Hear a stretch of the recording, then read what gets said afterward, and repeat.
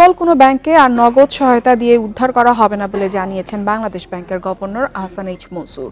বলেন, অনিয়মে জড়িত ব্যক্তিদের বিরুদ্ধে দ্রুত ব্যবস্থা নেওয়া হবে। এছাড়া ব্যাংকিং খাত সংস্কারে আগামী 2 সপ্তাহের মধ্যে কমিশন গঠন করা হবে বলেও জানান গভর্নর। গেল 15 বছরে নামে বেনামে ব্যাংক থেকে হাজারো কোটি টাকা ঋণ নিয়েছে এক শ্রেণীর ব্যবসায়ীরা। অনিয়ম ও দুর্নীতির মাধ্যমে ব্যাংকের মালিকানা পরিবর্তন সহ অর্থ পাচার করে আর্থিক খাতকে চরম সংকটে ফেলেছে তারা। আর্থিক খাতের সার্বিক পরিস্থিতি নিয়ে সাংবাদিকদের সাথে কথা বলেন বাংলাদেশ ব্যাংকের গভর্নর। বলেন, রুগ্ন কোনো ব্যাংককে তারল্য সহায়তা দিয়ে আর উদ্ধার করা হবে না। ব্যাংকিং খাতে সুশাসন শৃঙ্খলা ফিরিয়ে আনতে পর্যায়ক্রমে সংস্কার করা হবে।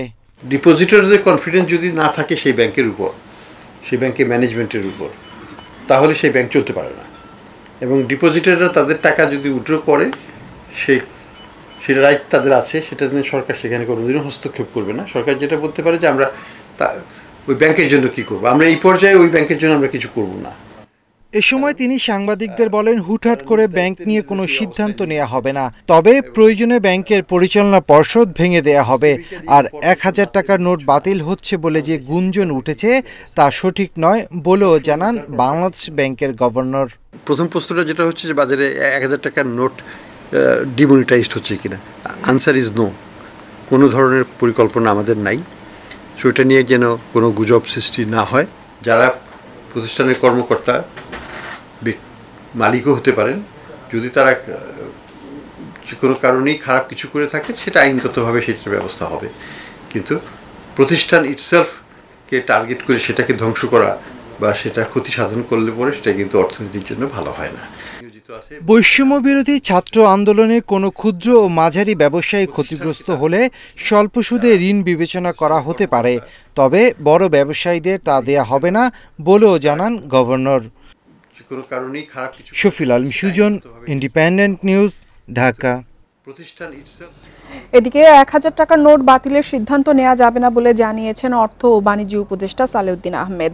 মঙ্গলবার সচিবালয়ে চীনা রাষ্ট্রদূত ইয়াং ওয়েন ও কানাডার হাইকমিশনার লিলি লিকসনের সাথে বৈঠক শেষে সাংবাদিকদের প্রশ্নের জবাবে তিনি এই কথা বলেন। উপদেষ্টা জানান, আওয়ামী লীগ সরকারের রেখে যাওয়া 18 লাখ কোটি টাকা ঋণের বোঝা প্রচণ্ড বড় চাপ সরকারের জন্য। ঋণ ফেরত দেওয়ার বিষয় আছে, এগুলো সমাধানের চেষ্টা করা হবে এবং উন্নয়ন সহযোগীদেরও জানানো হবে। তিনি বলেন, অনেক প্রকল্প নেওয়া হয়েছে যেগুলো না নিলেও চলতো। জানান, চীন থেকে নেয়া ঋণের সুদহার কমানো ও পরিশোধের মেয়াদ বাড়ানোর প্রস্তাব দেওয়া হয়েছে। বলেন, চীনের রাষ্ট্রদূত ও কানাডার হাইকমিশনার জানিয়েছেন, কারিগরি ও আর্থিক সহায়তা চলমান থাকবে।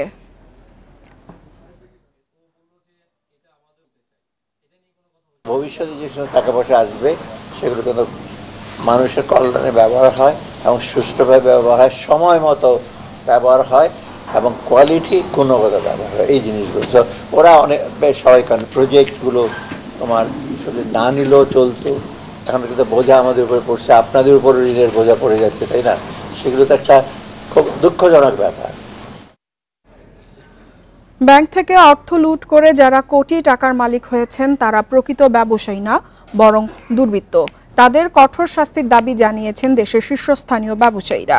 দুপুরে বাংলাদেশ ব্যাংক কার্যালয়ে গভর্নরের সঙ্গে বৈঠকে এ দাবি জানান এফবিসিসিআর সভাপতি মাহবুব আলমের নেতৃত্বাধীন প্রতিনিধি দল। তারা অর্থনীতির সংকট বিবেচনায় নিয়ে ঋণের কিস্তি পরিশোধের শর্ত শিথিল করার দাবি জানান। বলেন, সরকার পতনের আন্দোলনে অনেক ব্যবসায়ী ঋণের কিস্তি পরিশোধ করতে পারছেন না, তাই এই সময়সীমা 3 থেকে 6 মাস বাড়ানোর কথা বলেন ব্যবসায়ীরা। এছাড়া জনগণকে স্বস্তি দিতে নিত্যপণ্য আমদানিতে যেসব বাধা আছে তা দূর করার দাবিও জানান তারা। বলেন, ব্যবসায়ী সমাজ অর্থনীতির পক্ষে সরকারের যে কোনো ভালো পদক্ষেপে তারা সহায়তা করবে।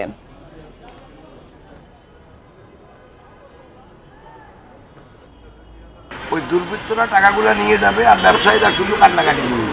তো আমরা চাই সবার বিরুদ্ধে যারা অন্যায় করছে, অন্যায়ভাবে সম্পদ অর্জন করছে, সবার বিরুদ্ধে ব্যবস্থা নেওয়ার জন্য আমরা বলে অন্ততপক্ষে যদি কিছু সফট লোন দেওয়া যায় ফেরতযোগ্য, তাহলে কিন্তু ইন্ডাস্ট্রিগুলো যেহেতু গত 1-1.5 মাসে তারা ক্ষতিগ্রস্ত হচ্ছে, তাহলে তারা কিন্তু সেই সুবিধাটা তারা পাবে। ব্যাংক লোনের মাধ্যমে তারা তাদের বেতনটা বা অন্যান্য সরকারি সুবিধা পাবে।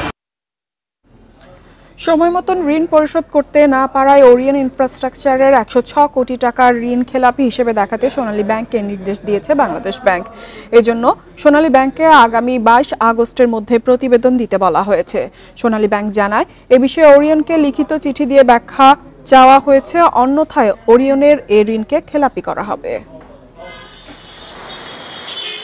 মেয়র হানি ফ্লাইওভার প্রকল্পের নির্মাণ ব্যয় বাবদ ব্রিজ ফাইন্যান্সিংয়ের আওতায় সোনালী ব্যাংক থেকে ঋণ নেয় ওরিয়ন ইনফ্রাস্ট্রাকচার লিমিটেড। কিন্তু সময়মতো ঋণ পরিশোধ না করায় 2023-এর 31শে ডিসেম্বর পর্যন্ত সুদে আসলে ঋণের পরিমাণ দাঁড়ায় 106 কোটি টাকা।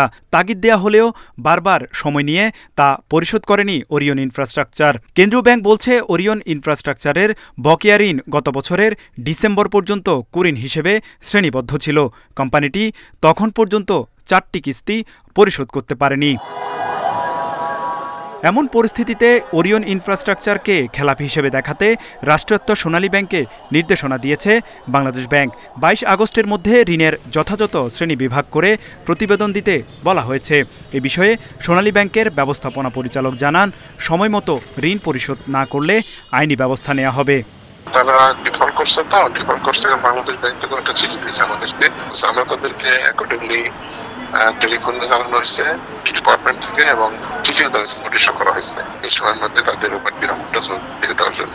যদি না দেয় তাহলে আমরা অ্যাকর্ডিংলি বাংলাদেশ ব্যাংকের নির্দেশনা আমাদের ব্যবস্থা নেবেন। বাংলাদেশ ব্যাংক তাদেরকে 22 তারিখ মতো সময় দেওয়া হয়েছে, তো এর মধ্যে না দিলে 22 তারিখের মধ্যে আমরা জানাই দেবো বাংলাদেশ ব্যাংকের সেই মোতাবেক ব্যবস্থা নিয়ে। বাংলাদেশ ব্যাংক বলছে, 11 জুলাই পর্যন্ত ওরিয়ন 15 কোটি টাকার বেশি পরিশোধের জন্য 15টি চেক দিয়েছে। চেকগুলো এখন পর্যন্ত ক্যাশ করা যায়নি। এ বিষয়ে জানতে চাইলে ওরিয়ন গ্রুপের ব্যবস্থাপনা পরিচালক সালমান ওবায়দুল করিমকে ফোন দেয়া হলে তা বন্ধ পাওয়া যায়। এই মুহূর্তে সংযোগ দেওয়া সম্ভব হচ্ছে না। মোবাইলে SMS দেওয়া হলেও কোনো উত্তর পাওয়া যায়নি। পরে তেজগাঁও ওরিয়ন হাউসে গিয়েও সংশ্লিষ্ট কাউকে পাওয়া যায়নি। তৌহিদ রানা, ইন্ডিপেন্ডেন্ট নিউজ, ঢাকা। সাবেক শিক্ষামন্ত্রী মহিবুল হাসান চৌধুরী নফেল ও তার পরিবারের ব্যাংক হিসাব জব্দ করা হয়েছে।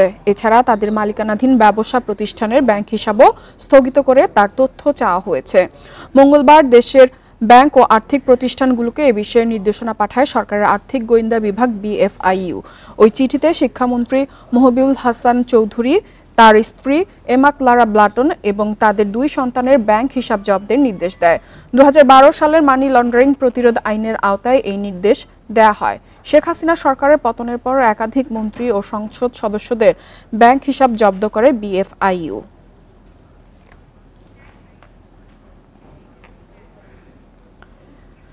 এদিকে আওয়ামী লীগের সভাপতি মণ্ডলীর সদস্য ও সাবেক সংসদ সদস্য শেখ সেলিমের ব্যাংক হিসাব তলব করা হয়েছে। সেই সাথে তার সন্তান FBCCR সাবেক সভাপতি ফজলে ফাহিম সহ পরিবারের সবার ব্যাংক হিসাব তলব করা হয়েছে। NBR এর কর অঞ্চল 15 থেকে মঙ্গলবার সব ব্যাংক, আর্থিক প্রতিষ্ঠান, জাতীয় সঞ্চয় অধিদপ্তর ও ডাক বিভাগকে এই চিঠি দেয়া হয়েছে। নিজ নামে অথবা পিতা, মাতা, ছেলে, মেয়ে, ভাই বা বোনের যৌথ নামে অথবা ব্যবসা প্রতিষ্ঠানের নামে পরিচালিত ব্যাংক হিসাব ও ক্রেডিট কার্ড সংক্রান্ত তথ্য চাওয়া হয়েছে। তাদের আয় ব্যয়ের হিসাব যাচাই বাছাই করা হবে।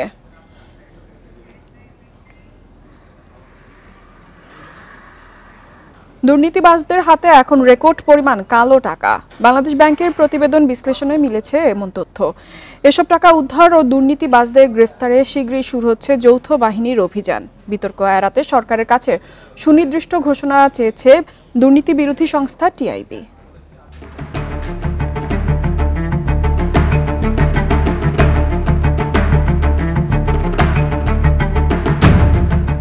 গত শুক্রবার সাবেক সচিব শাহ কামালের মোহাম্মদপুরের বাসায় মেলে বস্তা ভর্তি টাকা, ছিল বৈদেশিক মুদ্রাও। আওয়ামী লীগ সরকারের পতনের দিন ঝালকাঠিতে আমির হোসেন আমুর বাসায়ও মেলে কোটি টাকা।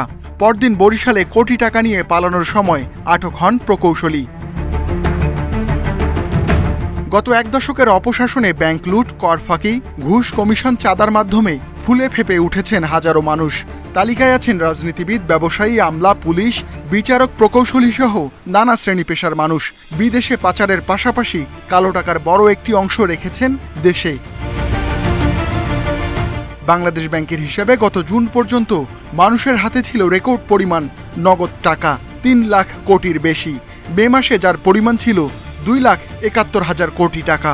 অর্থনীতিবিদরা বলছেন, দুর্নীতিবাজদের একটি অংশ আতঙ্কে ব্যাংক থেকে টাকা তুলেছেন। অনৈতিক উপায়ে টাকা সঞ্চয় করেছেন, অর্জন করেছেন, তাদের বিরুদ্ধে তো অবশ্যই একটা অভিযান চলা উচিত। এটা করে যে পার পাওয়া যায় না শেষ পর্যন্ত, সেইটা প্রতিষ্ঠা করা, তাদেরকে আইনের আওতায় নিয়ে আসা। এরই মধ্যে শীর্ষ কিছু দুর্নীতিবাজের বিরুদ্ধে তদন্ত শুরু করেছে গোয়েন্দা সংস্থা BFIU, দুদক ও NBR। তবে আরও বড় পরিসরে অভিযান চালানোর ঘোষণা আসতে পারে। সেনাবাহিনী ছাড়াও আরও 4 সংস্থার সমন্বয়ে হবে বেশ কিছু টিম। সারা দেশে চলবে অভিযান। তবে 1-11 যৌথ বাহিনীর অভিযান থেকে শিক্ষা নেওয়ার পরামর্শ দিয়েছেন বিশ্লেষকেরা, কারণ তখন বাহিনীর সদস্যদের বিরুদ্ধেই দুর্নীতির অভিযোগ ওঠে। প্রথম কথা হচ্ছে যে পূর্ব শর্ত যেটা যথাযথ আইনি প্রক্রিয়া হতে হবে। সাদা পোশাকে ডিবির নামে বা গোয়েন্দা সংস্থার নামে যে ধরনের ধরপাকড়, সেটি কিন্তু এটা উচিত নয় বলে আমরা মনে করি। এবং এটা প্রকাশ্যে ঘোষণা দিয়ে, যথাযথভাবে ঘোষণা দিয়ে বিভিন্ন একাধিক সংস্থার এখানে সংশ্লিষ্টতার প্রয়োজনীয়তা রয়েছে। এদিকে রাজনীতিবিদ, আমলাসহ শীর্ষ দুর্নীতিবাজদের অনেকে পলাতক, অনেকে আত্মগোপনে। আতঙ্ক ছড়িয়েছে অনেকের মধ্যেই। Ruhul Amin, independent news, Dhaka. Share বাজার খবর। সপ্তাহের তৃতীয় কার্য দিবসে ঢাকা স্টক এক্সচেঞ্জের প্রধান সূচক DSX কমেছে 60.13 পয়েন্ট। এ সময় লেনদেন হয় 518,61,00,000 টাকা। দর হারিয়েছে প্রায় 75 প্রতিষ্ঠানের শেয়ার। হাত বদলে অংশ নেয়া 397টি কোম্পানি ও মিউচুয়াল ফান্ড। এর মধ্যে দর বেড়েছে মাত্র 64টির, কমেছে 301টির। অপরিবর্তিত রয়েছে 32টি প্রতিষ্ঠানের শেয়ারের দর। অন্যদিকে চট্টগ্রাম স্টক এক্সচেঞ্জের সার্বিক সূচক কমেছে 186 পয়েন্ট, অবস্থান করছে 16,430 পয়েন্টে। লেনদেন হয় 9,21,00,000 টাকার শেয়ার।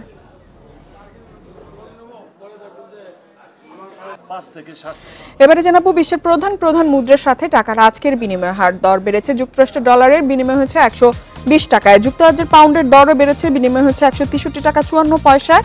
বেড়েছে ইউরোর দর, বিনিময় হচ্ছে 139 টাকা 55 পয়সায়। দর অপরিবর্তিত। ভারতীয় রুপির বিনিময় হচ্ছে 1 টাকা 45 পয়সা। দর বেড়েছে। সৌদি রিয়ালের বিনিময় হচ্ছে 32 টাকা 14 পয়সা। আরব আমিরাতের দিরহামের দরও বেড়েছে, বিনিময় হচ্ছে 32 টাকা 83 পয়সা। এছাড়া দর বেড়েছে কুয়েতি দিনারের, বিনিময় হয়েছে 394 টাকা 98 পয়সায়।